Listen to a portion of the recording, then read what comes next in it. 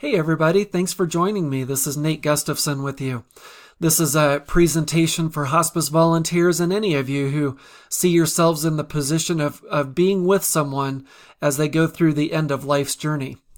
I want to encourage you to know that there are some certain objectives that we want to go through. We want to make sure that we can see, hear, and know what we may be experiencing as we go along this end of life journey with someone. We want to be able to identify our own emotions as they relate to the death and dying experience.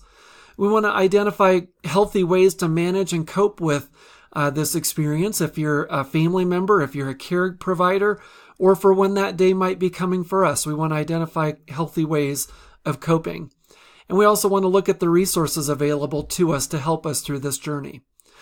This is all things that those of you that are familiar with hospice already know, but I want to encourage you to remember that hospice is not just for patients dying of cancer. It might be heart, lungs, liver, kidneys, Alzheimer's, any number of diseases. And most patients and families really experience a multitude of these symptoms. They could have physical symptoms, emotional symptoms, spiritual distress as it relates to going through this. Sometimes these are struggles related to the primary illness, but other times they're because of the medications or therapies like chemotherapy that go along with their condition. Our goal is to bring as much comfort and quality to life to a person and to their family as they travel along this end-of-life journey. So we want to identify some common symptoms that you might see along this journey, things like emotional, physical, spiritual pain, shortness of breath, especially if someone has something like COPD or lung cancer, nausea, anorexia, just an overall general weakness and fatigue. I'd highly recommend, if you've not seen it, get a hold of the little blue book called Gone From My Sight by a nurse whose name is Barbara Carnes. It's such a great resource. You may not only see physical symptoms, you might see emotional symptoms. You might see family members really wrestling with fear, sadness, anger, guilt. Oh, I should have done more. I wish I could have been there for this loved one. Oh, I can't believe I feel like such a failure for my mom, for my dad, for not being there with them during this time. Again, the physical things you may see, it's very common to see someone struggle with these things like a difficulty of swallowing, difficulty just doing the simple little things that we all take for granted, like eating our food, getting a scoop of mashed potatoes to our mouth without dropping it all over us. We also realize that oftentimes symptoms like edema, which is swelling, can happen with someone who's facing a significant heart disease. And it's very common to see weight loss and decreased food intake and overall sleepiness, someone who's just constantly tired, having a hard time awaking and engaging in just daily living. So how can we respond? I'd like to focus on this middle point here. Show up well. Let me back up. Show up well. What does that look like? It means showing up with empathy, really feeling and being with this person, validating their experience. I can't imagine what this is like for you. It must be so difficult for you, or it seems like it's really hard for you to lose some of this independence. And then just pause. Don't say anything else. Don't fill up the silence with a lot of empty words. I always say it's important to tune in to the person, really dial into what they're going through, and also be ready to tune out all the noise that's happening in between your ears. Be willing to tune that out and be sure you're communicating any questions, concerns, things that look like they could be causing any harm to the person, any pain to the person. Make sure you're always communicating that to the appropriate professional staff member. So how do we cope? We need a team around us. For our hospice volunteers and those that are going through the end-of-life journey with a hospice program, I had huge importance of relying on your team, knowing that your team can provide you a lot of extra education and training on things like caregiver stress, grief and loss.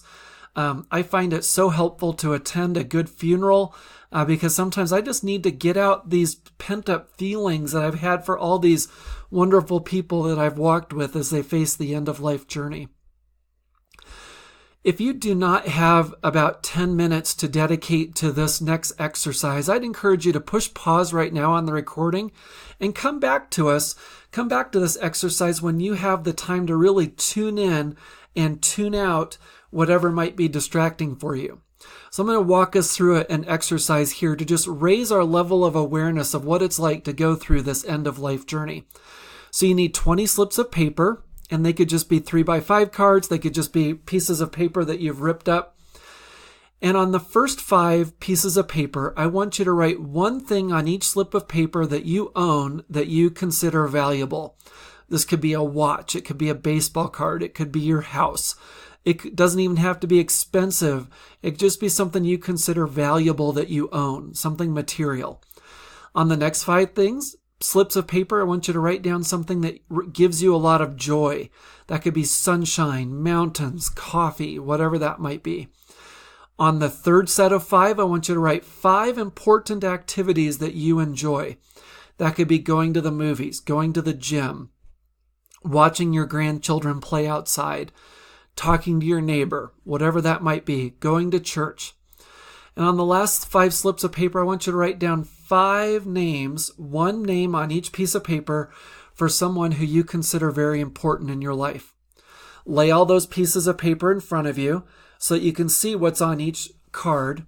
And then again, push pause if you don't have time to set all this up, if you don't have time to listen to this story, because I want to share this story with you. And at the end, I want to encourage you to pray and reflect upon this experience.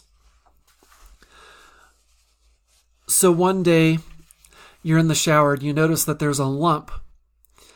And you realize that this lump wasn't there just a short time ago. And you begin to have a great sense of fear shiver up and down your spine.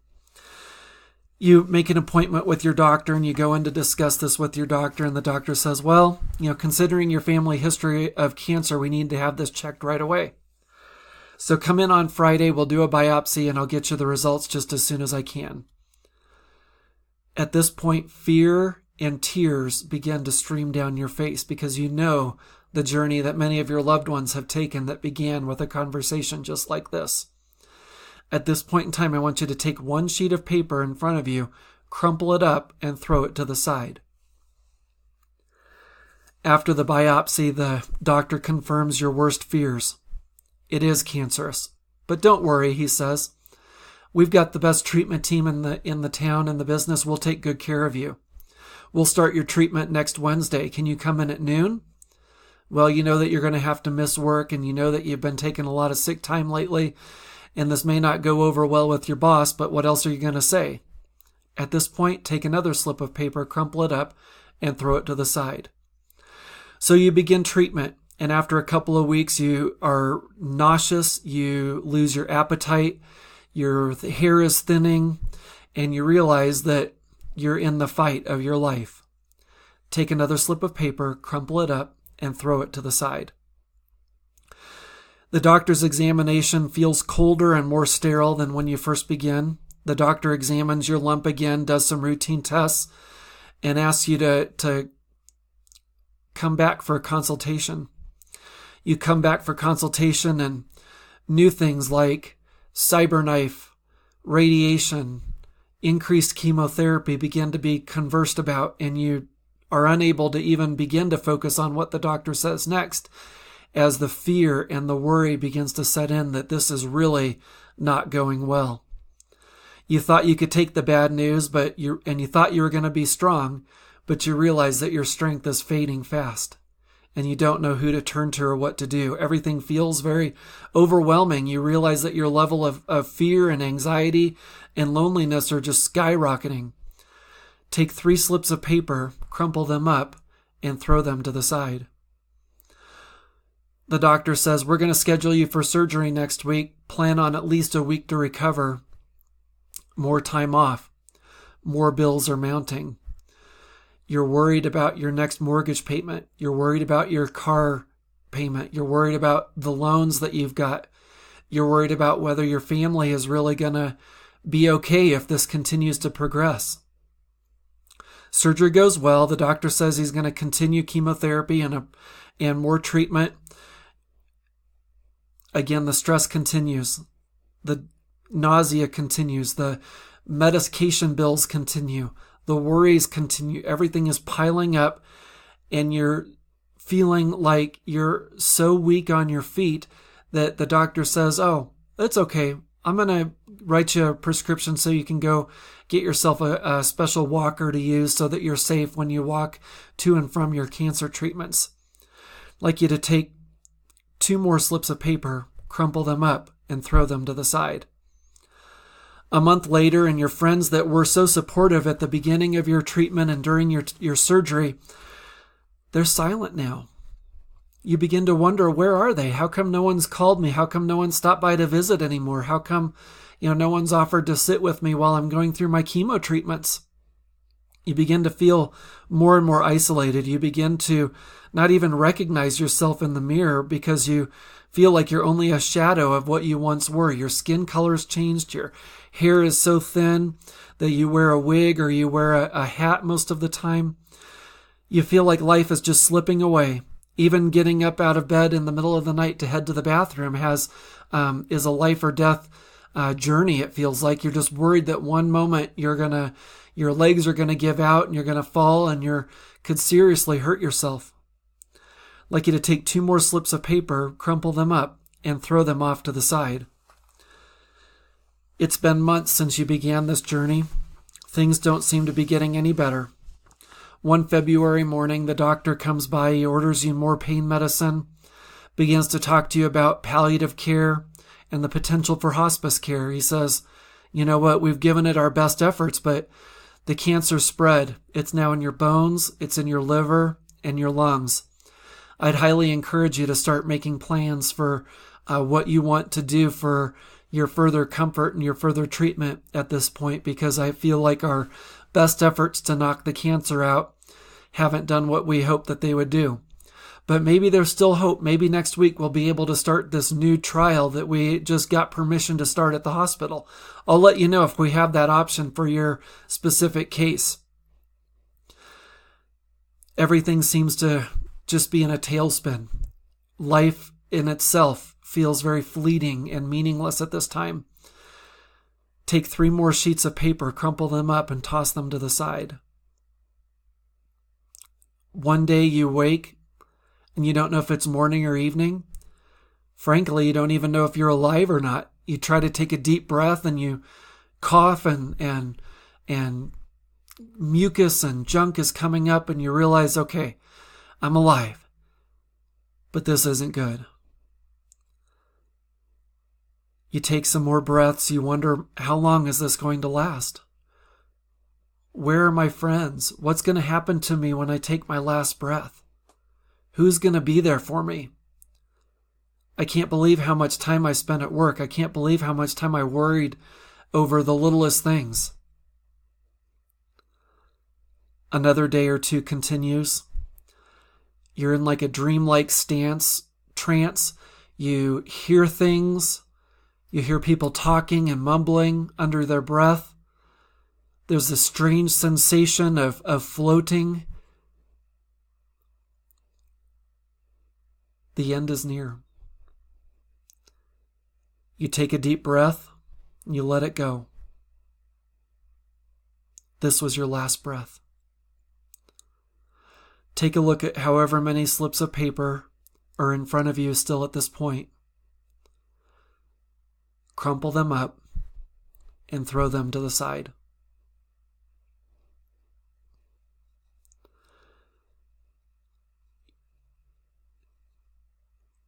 This exercise is over. But at some point, whether it's today or later today, I'd encourage you to take the time to reflect. Take the time to ask yourself a few questions like, what were some of my thoughts and emotions going through this? What were some of the things on those slips of paper that I held on to the longest and why? Were there things that felt weird to put down that I lost the ability to do, like go to the bathroom or swallow some mashed potatoes? Ultimately, my goal for this is to help you understand what it's like to walk with someone through the end of life journey. I'd encourage you to reach out for help, for support, for ideas and ways that you find helpful to do this journey with other people. Thank you for joining me, and I'd love to hear from you. Until next time.